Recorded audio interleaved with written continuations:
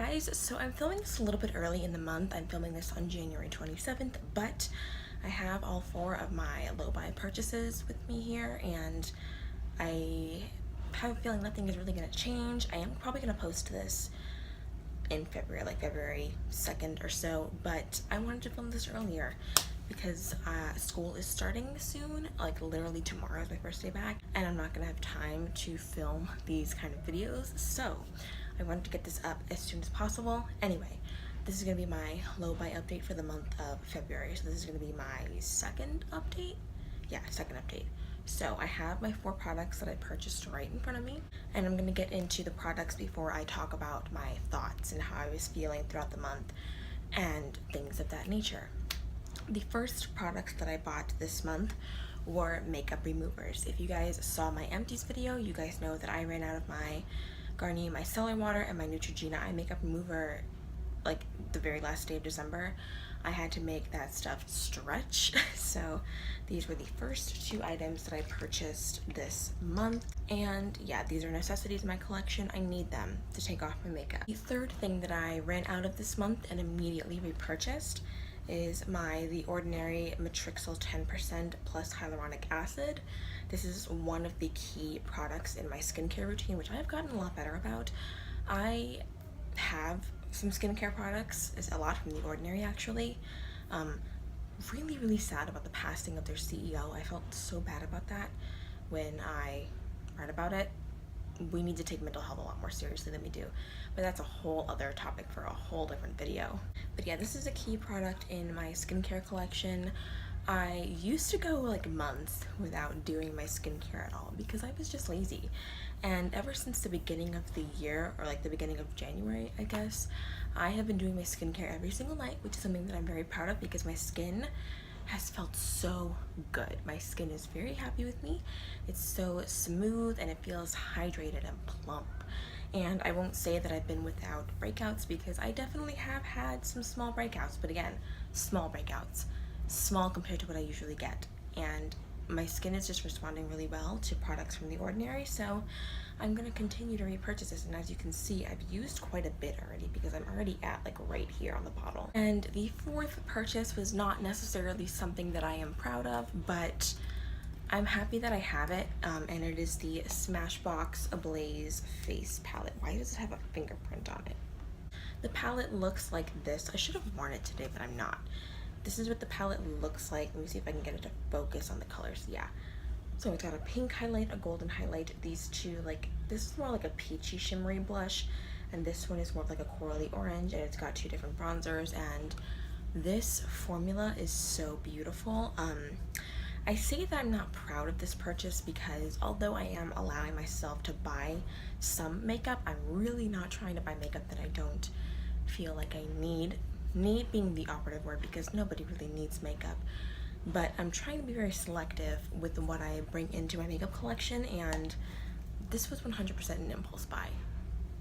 It was 100% an impulse buy.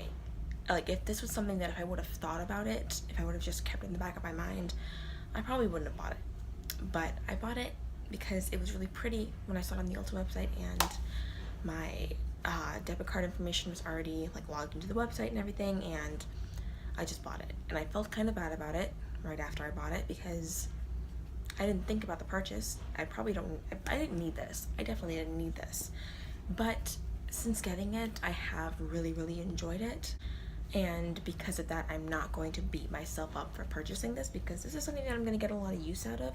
I already have gotten quite a bit of use out of it, and especially once like the spring and summer rolls around, I have a feeling this is going to be a very strong go-to product for me. But this is just one of the things that I'm trying to actively work against doing, which is why I'm on a low buy. I want to work against impulsively buying things all the time. So in order to combat impulsive purchases, especially on Ulta, what I've done is I have removed all of my credit card and debit card information from the Ulta website.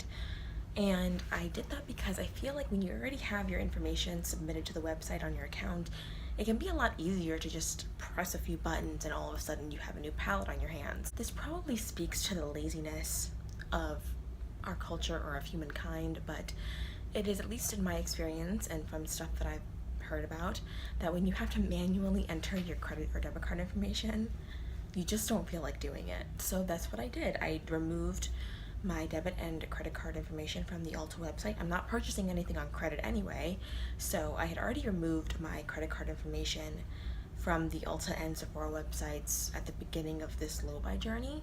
And for my Ulta credit card specifically, because I do have the Ulta credit card, but it's only like this, it's a store only credit card. It's not like the MasterCard that you can buy anything with.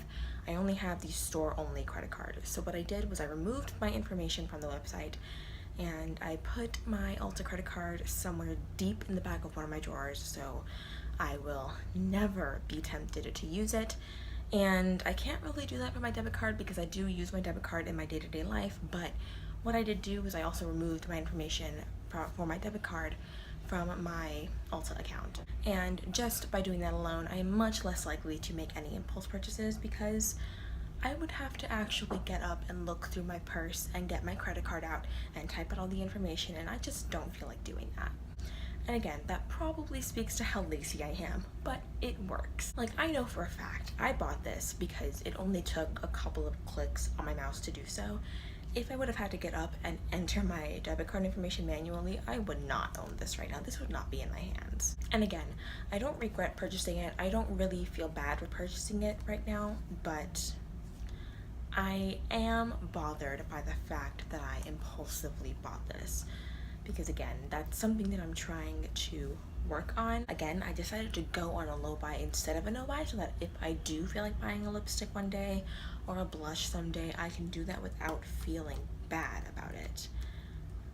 But I'm really just trying to use this low buy to train myself kind of to only purchase makeup once in a while as like a treat yourself kind of item, or like if it's an item that I feel like does not already exist in my collection and it would be an item that would fill a void in my collection, that is when I would like to purchase a makeup item.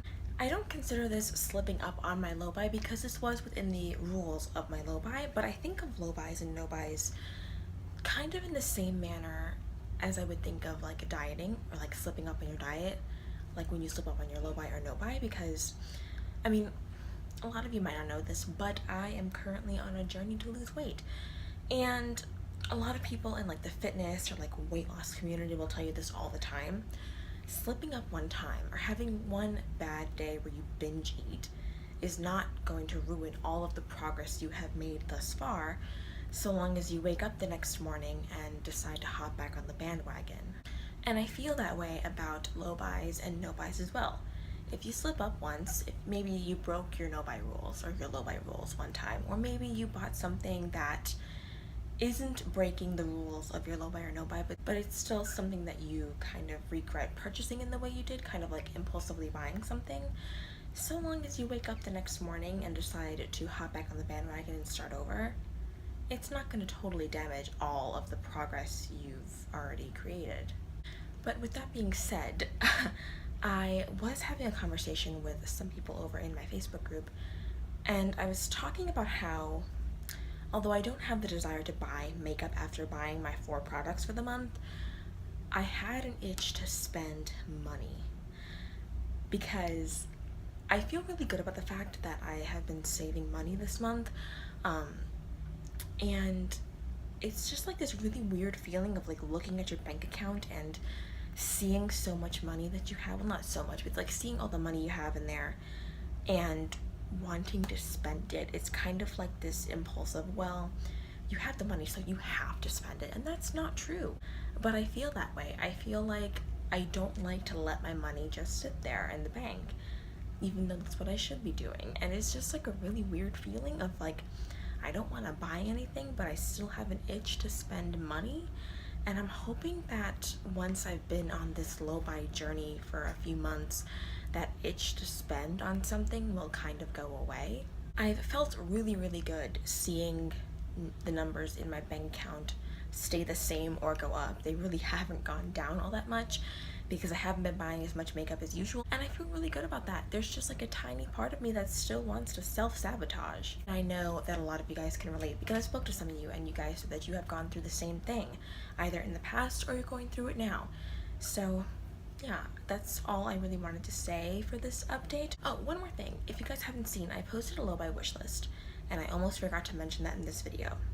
I'm glad that I did that wish list video because honestly now I don't really want any of those products. I do still kind of want the September Rose Slush palette, which is the rainbow palette that I feel like I need in my collection. And I've been feeling like I need it because I do have the BH Cosmetics Take Me Back to Brazil palette, which is a beautiful rainbow palette, but I wasn't super thrilled with the quality of it. But what I've decided to do is kind of test out that palette a little bit further. That palette is like, I'll put up a picture somewhere here of the palette of the BH Cosmetics one. It is kind of separated into like color families, like all the pinks are on one side, the yellows are on one side, oranges one side, greens, purples, it's all together, kind of like how it is in most rainbow palettes, to be honest. So I have decided to test out that palette a little bit further and test out all the little color families in that palette before I decide whether or not I should get the September Rose palette. And I am actually wearing the BH Take Me Back to Brazil palette today on my eyes.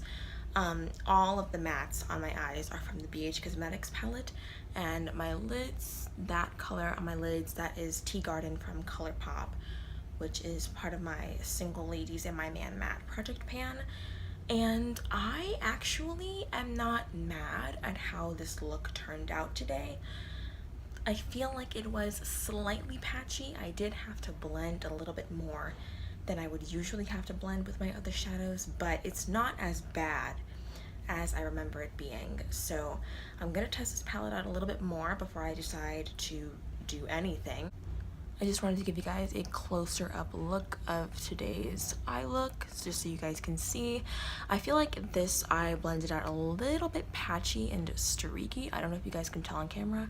You probably can. So yeah, I really don't feel the urge or the itch to buy any of those things that were on that wish list. And I feel like it's because I did that video that I no longer want to buy any of those things. So yeah, this was my second update for my low buy, my year-long low buy. Thank you guys so much for watching. If you guys are doing a low buy or no buy on Instagram or on YouTube, please let me know in the comment section and I will follow you, because I have just been subscribing to so many people who I see doing low buys and no buys. Pretty much anybody that pops up in my feed doing a low buy or no buy, I just subscribe to them. So yeah, let me know. I'll definitely follow you along your journey. And yeah, thank you guys so much for watching. Please subscribe if you have not already to make sure you can stick around for the next video, and I will see you guys next time. Bye. Wow, I did that so fast.